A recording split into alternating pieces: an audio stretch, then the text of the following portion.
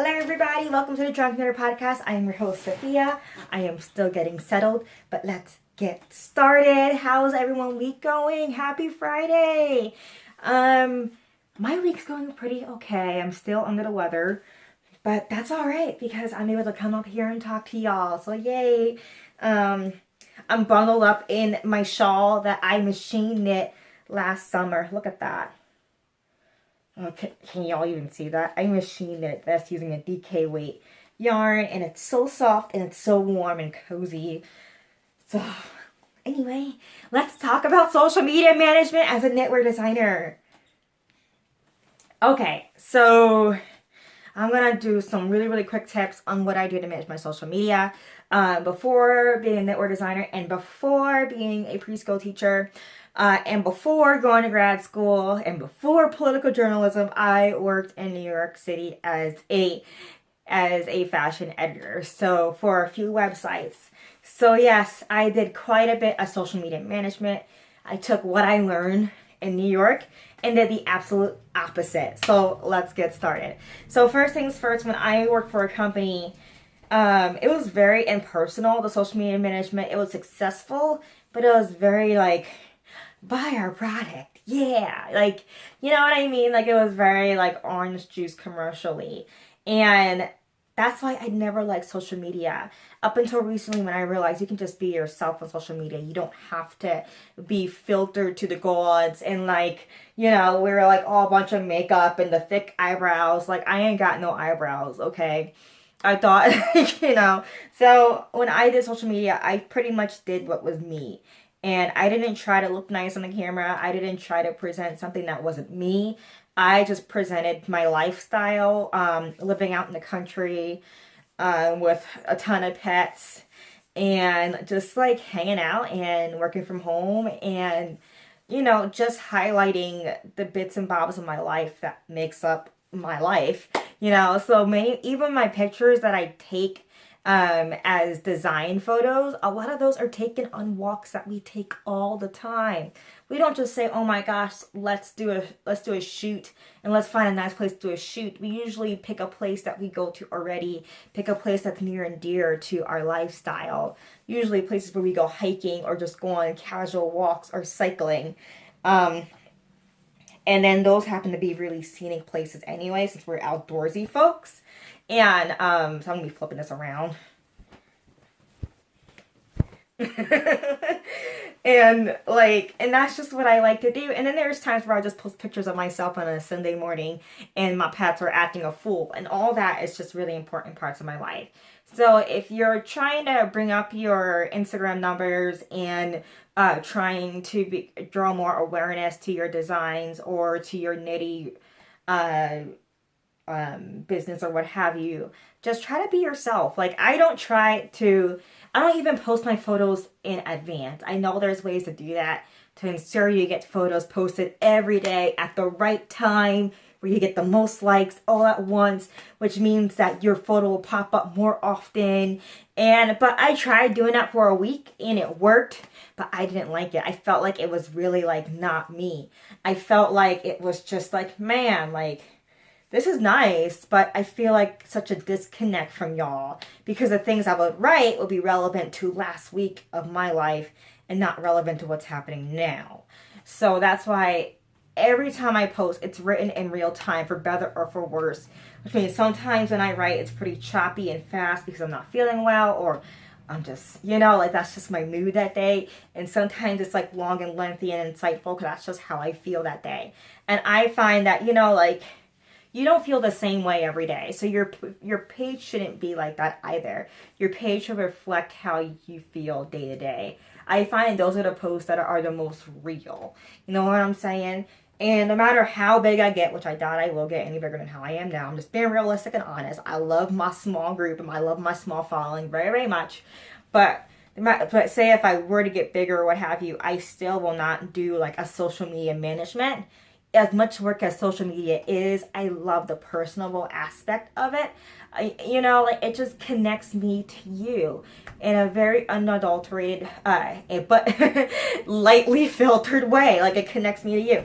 And I just absolutely love that. And so yeah, That's my number one tip, is try to be personable. You know, try not to follow the trends that much. I don't. You know, I told y'all about flat photos. Flat photos are like the hottest thing right now. You know what I mean by that? A flat photo is when you get an aerial view of like something like very like scenic. It's like an aerial view of you knitting, or an aerial view of like balls of yarn. That's like cool now. Like, it's been cool for a minute, but it's like, I can't do that, you know, it's so boring. I like to post, you know, pictures of me and my life, you know, but I find that boring, so probably when I do an aerial shot, it won't be that great, because I'll be like, this is boring subject matter, so I probably won't apply myself that much, you know what I'm trying to say? So, like, try to put yourself into it. Try to make it relevant to you. There's a lot of history where I live. I live in a quite historic area. And my husband's like, you know, not a lot of people have access to something like this. And he was like, you know, try to show you and yourself in the things around you. And one of my first videos I ever made was me laughing with some cows on Instagram. I'm going to try to dig that up and repost it on Instagram when I post this podcast. So try to check that out on Instagram. I'll try to link it below if I can find it, okay? And if I don't link it below, yell at me, okay? Y'all are really good at that. If I forget something to link something below, please tell me. Even if other people already told me, please tell me. I can be a little slow sometimes, okay? I don't take offense. I love it when y'all tell me things. So let me know in the comments, okay? Okay. And so yeah, I just try to show things that were uniquely my experience.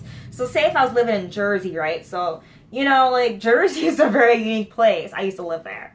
So it's like, man, like, I always just talk about, you know, like, all, like, the different foods you get in Jersey, all the different type of cultures you see, just, like, things that make up my community. And that's what I try to show, that's what I try to show on my channel.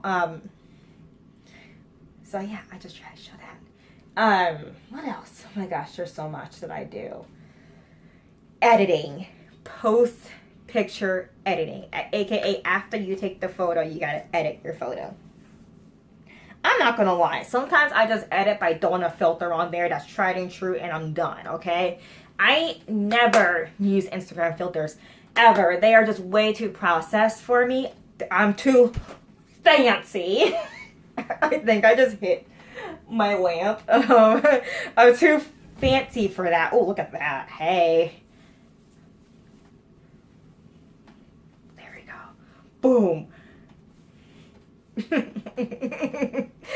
So I don't use Instagram filters at all. I use filters that already come with my phone. I have a Samsung phone. I find the filters that come in the gallery when you do like the extended gallery section are way better. I also have a great video on editing photos.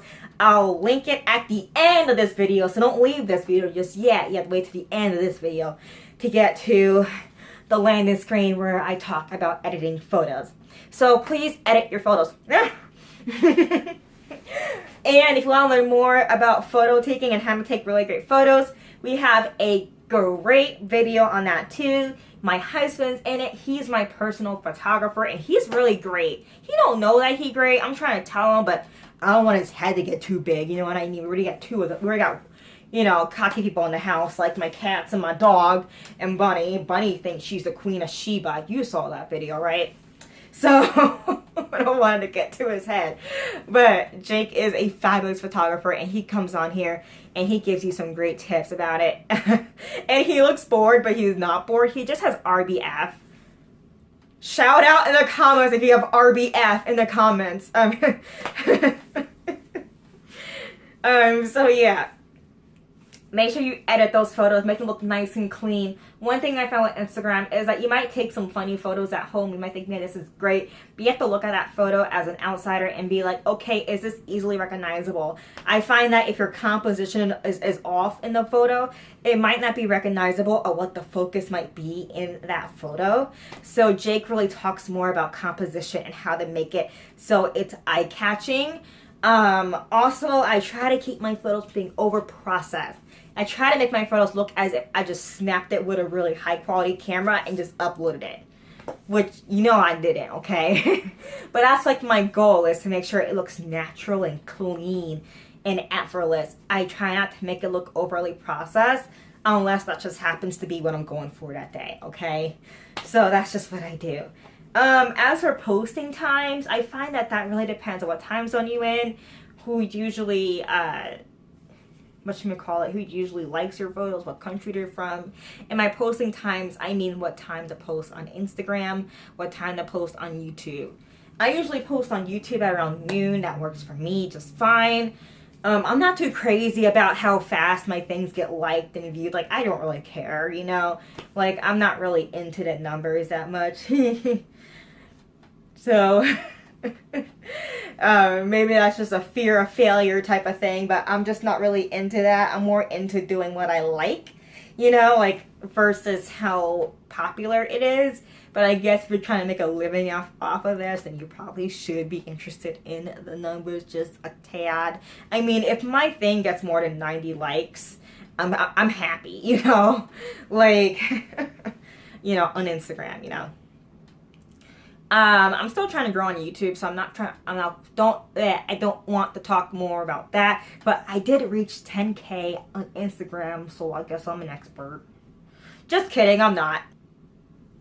Oh, engagement. I try to engage with y'all. I try to like everyone's posts. I try to respond to your messages, to your emails. I try respond to your comments. That's one of the things I love to do, is I love to talk back to you guys. So that's another thing.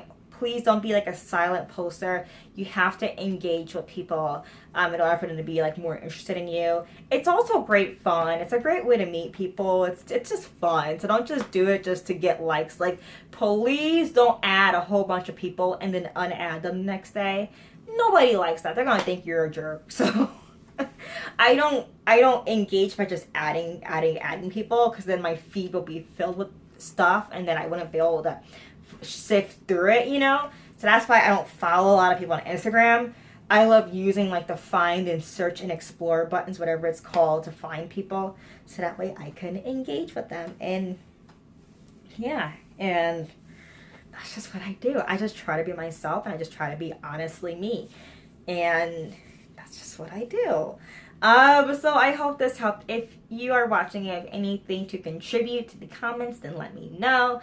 Let us know if you have any tips or hacks or anything on social media.